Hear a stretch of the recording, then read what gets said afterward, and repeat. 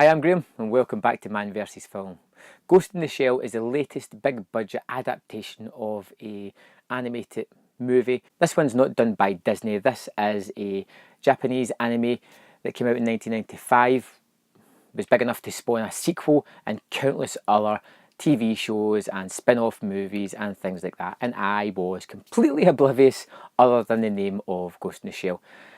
The basic story revolves around Scarlett Johansson's character, Major, who is a full robot with the brain of a human. Now, she's told that her body was dying. They managed to save her brain, put it into this, and she is now working for the government, stopping counter-terrorism, stopping hackers and people who are just doing bad things, pretty much.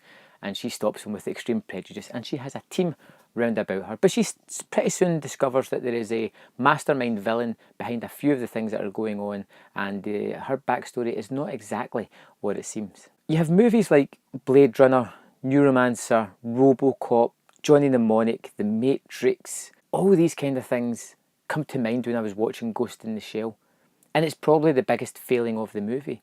Now, I'm sure the anime, which is well loved and probably something I'll need to check out, referenced a lot of things, or borrowed some things from like Blade Runner, Neuromancer, Robocop, that kind of ilk. And then definitely The Matrix borrowed a lot from Ghost in the Shell. So when you get to this movie, you feel as if you've seen a lot of the things before. If this movie came out 20 years ago instead of, say, The Matrix, this would have had probably as cult a following as that did, because it would have been fresh, it would have been interesting, something new. But now it feels a little bit derivative of this other movies, which is a shame because it's not a bad movie. It's got some interesting things about it. The action is very much in the kind of ilk of The Matrix, so it feels familiar, but it doesn't mean that it's not good.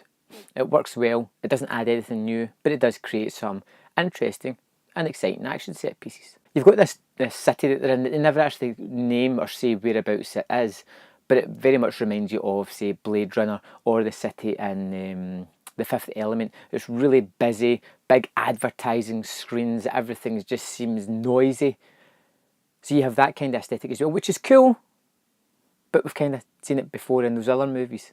And then you've got the kind of Robocop aspect. It's similar storylines and it's things that we've all seen before. Now, the movie's like an hour and 40 minutes. It feels a little bit long. I like some of the aspects of it. I like the fact of the twist of the story behind it, Major's story. You had this whole expanse of whitewashing, which I feel the movie deals with rather competently. You know, even in the anime, I've checked images in that, and the character of Major seems almost westernised. Doesn't seem very Asian at all. But then most of the robots and things like that in these movies generally look westernised. But the actual twist in the movie fixes that issue if you had any problems with it. There is some stunning photography on show here as well. Like the big city landscapes when they show it from the water, or when they show the decaying urban outset place where the buildings are all dilapidated and run down, they've been blown up. It leads back to a sort of story element from Major's past. Is really visually interesting. The movie, I feel, has some jumps from its editing where it doesn't explain fully why people are doing the things that they do. There was one scene involving a garbage truck that I had a little bit of issue with, but they clear it up later on. But it's still, during that scene, I'm like, that doesn't make sense. But I get the answer later on.